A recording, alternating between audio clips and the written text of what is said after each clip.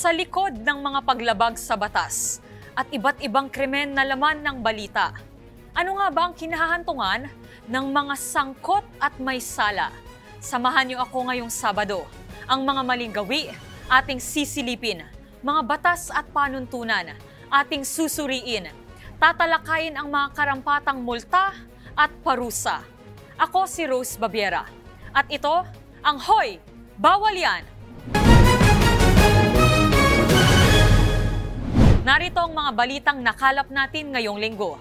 Parusa sa mga driver na nagpo-post ng litrato ng kanilang mga pasahero online. Alamin, viral ang post ng isang driver ng isang ride-hailing service matapos nitong kunan ng litrato ang kanyang pasahero at i-post ito online. Ayon sa mga netizen, dapat i-report ang mga ganitong uri ng driver dahil nilalabag nito ang Privacy Act at security ng mga pasahero. Ano nga ba ang mga aring kasong kaharapin ng mga ganitong uri ng driver? Alamin sa aking report.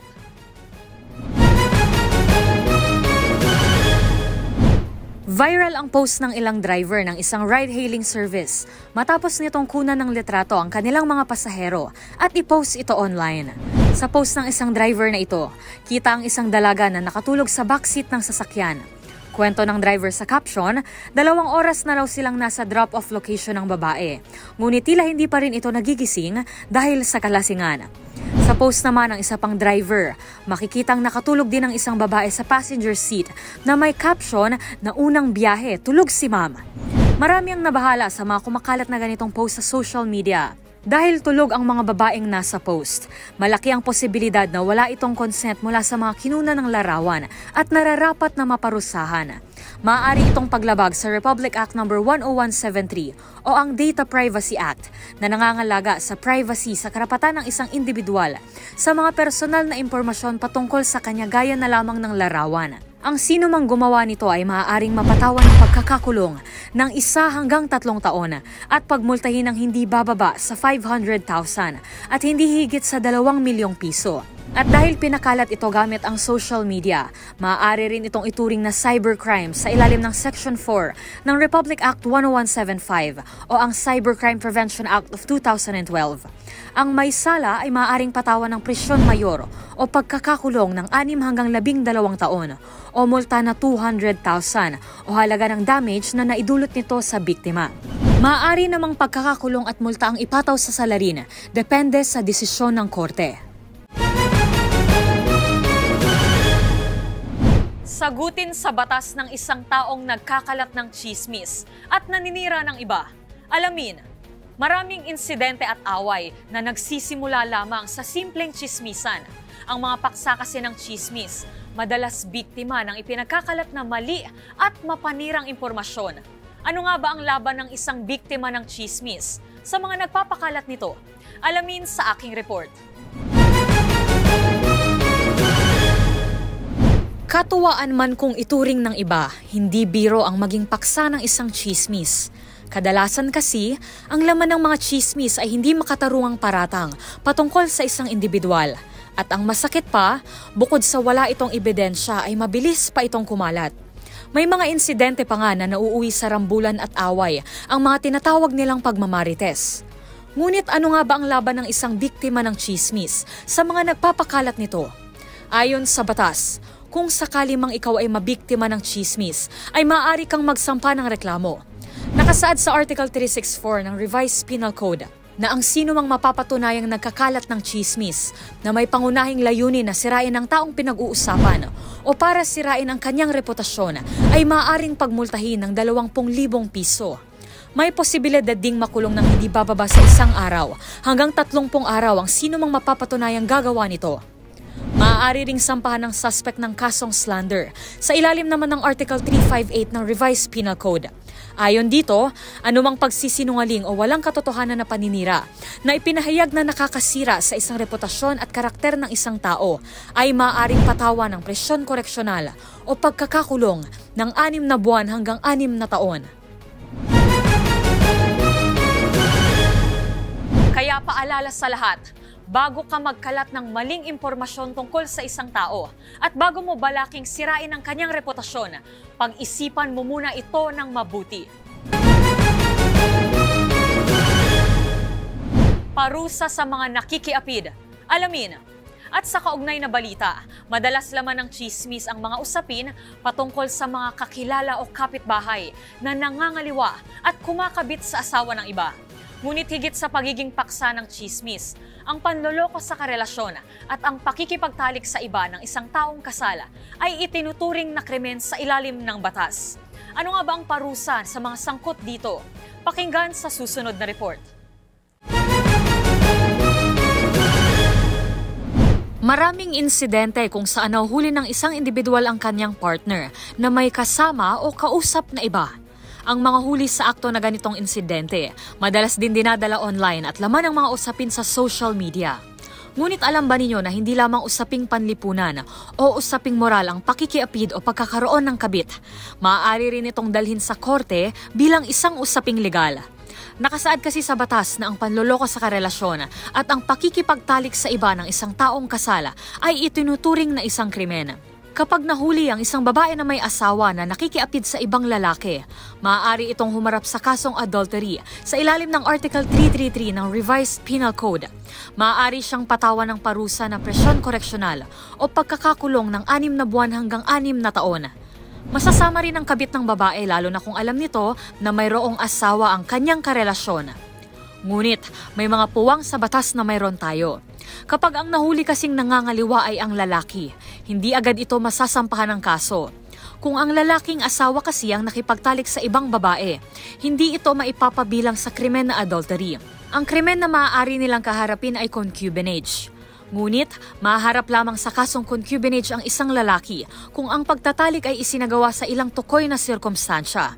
Gaya na lamang kung ito ay isinagawa sa eskandalosong paraan o yung pakikipagtalik sa mga pampublikong lugar. Gayon din ang pakikipagtalik sa bahay mismo ng tunay na asawa o yung tinatawag na conjugal house o yung hayag o lantarang pagpapakita ng kanilang relasyon habang kasal ang lalaki. Ayon sa Article 334 ng Revised Penal Code, ang sinumang mahuli at mapatunayang gumagawa ng mga nabanggit ay maaaring patawan ng presyon koreksyonal o pagkakakulong ng 6 na buwan hanggang 6 na taon. Kung ang nahuling nangangaliwa naman ay isang public official tulad ng isang pulis o mga politiko, maaari siyang matanggal sa trabaho o serbisyo. Dahil sa ilalim ng Civil Service Code, ang immorality ay isang batayan ng kasong administratibo na maaaring mauwi sa termination from employment. Kung mapapansin, iba ang trato sa batas sa pangangaliwa ng isang lalaki at pangangaliwa ng isang babae sa ating batas. Matagal na itong pinupuna at isinusulong, lalo na ng mga kababaihan. Dahil ang pangangaliwa ay pangangaliwa, kahit pa iyong asawang babae o asawang lalaki ang gumawa nito. Parusa sa pandaraya ng metro ng taxi. Alamin. At sa iba pang balita, kasabay ng sunod-sunod na pagtaas ng presyo ng langis at paghina ng bilang ng mga pasahero dahil sa pag-usbong ng mga ride-hailing services, kanya-kanyang diskarte rin ang mga taxi driver para lamang kumita ng sapat sa mga pangangailangan ng isang pamilya sa ngayon. Ngunit kalimitan, ang mga pasahero ang naiipit sa mga ganitong sitwasyon. Isa na riyan ang pandaraya ng mga metro ng taxi driver na nagre-resulta sa mahal na singil sa mga pasahero. Ano nga ba ang sinasabi ng batas sa mga ganitong practice? Alamin sa susunod na report.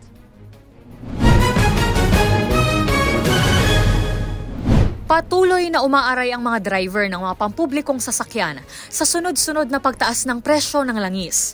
Hindi na umano kasi nakakasabay sa tumataas na cost of living sa bansa ang kinikita ng mga driver. Kaya may mga grupo ng taxi driver na humihirit na itaas ang surge fee sa Transport Network Vehicle Service o TNVS at itaas ang flag-down rate ng mga taxi. Ngunit ang iba, may kanya-kanyang diskarte na hindi lamang mapanlamang sa kapwa, ay labag pa ito sa batas. Ito iyong mga driver na kinakalikot ang mga metro ng kanilang minamanehong taxi at sadya itong binabago na nagdudulot ng mas mahal na singil sa mga pasahero. Ang iba, bumabiyaheng sira o depektibo ang metro at saka lamang sinasabi sa pasahero kapag nakarating na sa destinasyon ito.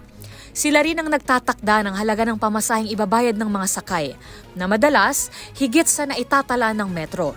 Ayon sa Metropolitan Manila Development Authority Traffic Violations and Penalties, ang paggamit ng defective, non-operational and tampered taximeter ay paglabag sa mga pamantayan ng ahensya. Ang sinumang driver ng taxi na nai-report at nahuling sangkot sa ilegal na gawaing ito ay maaaring parusahan ng multa na 2,500 piso at 3 buwan na suspensyon ng driver's license sa unang offense.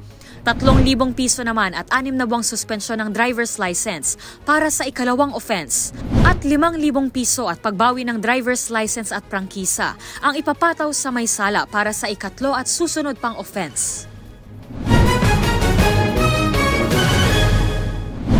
Sagutin sa batas ng mga hindi magandang birong prank. Alamin, pagpikon ka ay talo ka. Ito ang madalas na hirit ng mga tao na mahilig magbiro para makaiwas sa responsibilidad sakaling hindi tanggapin ng maayos ang kanilang mga biro. Ngunit alam ba ninyo na mayroong pagkakataon na maaaring ireklamo ang hindi magagandang biro, kagaya na lamang ng mga prank na nagdudulot ng pagkaalarma at pagkatakot ng publiko? Kung ano ang mga kasong kakaharapin ng mga sangkot dito, panoorin sa aking report.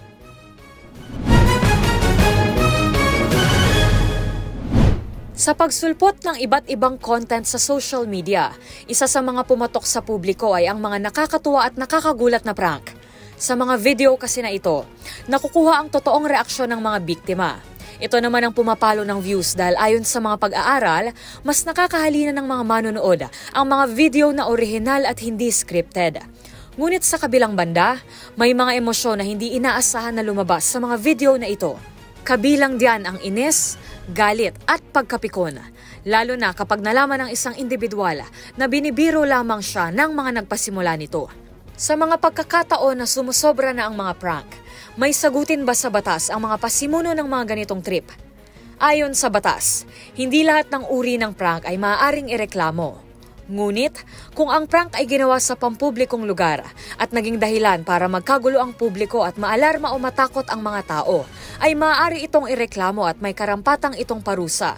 Sang-ayon sa Section 2 ng Article 155 ng Revised Penal Code.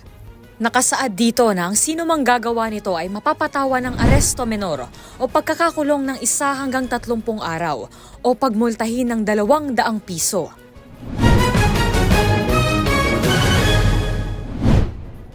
Kakaharapin sa batas ng mga nagbebenta ng nakaw. Alamin, hindi lahat ng bagsak presyo, sulit at dapat na tinatangkilik. Dagdag pa, dapat isa sa mga sinisiguro ng mga mamimili na kapag bumibili ng gamit at produkto ay lehitimo ang mga pinagbibilhan nito.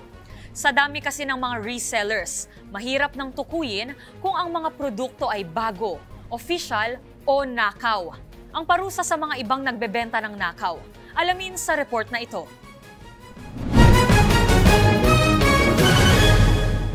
Talamak ang bentahan ngayon ng mga gadget at electronic device na bagsak presyo at kulang-kulang ang mga accessory. Ang iba rito, segunda mano at nais ng bagong modelo ng may-ari kaya ibinebenta ang lumang bersyon sa murang halaga.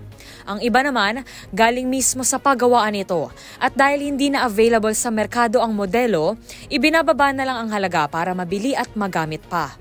Ngunit, may mga insidente na kahinahinala sa mga ganitong uri ng transaksyon. Mayroon kasing pagkakataon na lingid sa kaalaman ng mga mamimili na binebentahan na pala sila ng nakaw na gamit. Kaya paalala ng otoridad, suriin ang mga pinagbibilhan at siguruhing lehitimo ito. Ano nga ba ang mga sagutin sa batas ng mga nagtitinda ng mga nakaw na bagay?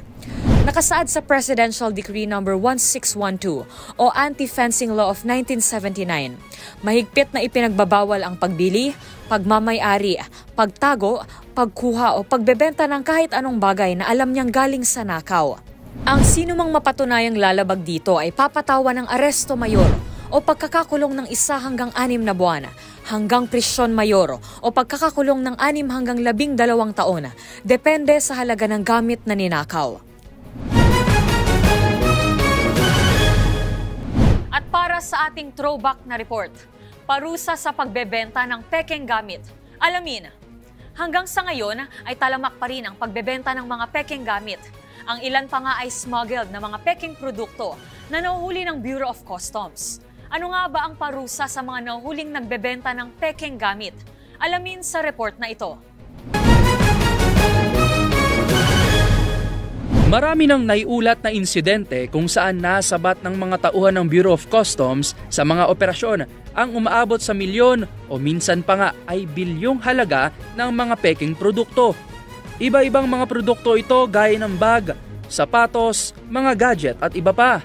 Ang pagbebenta ng mga counterfeited goods na ito ay mahigpit na ipinagbabawal sa ilalim ng Section 155 ng Republic Act 8293 o ang Intellectual Property Code of the Philippines.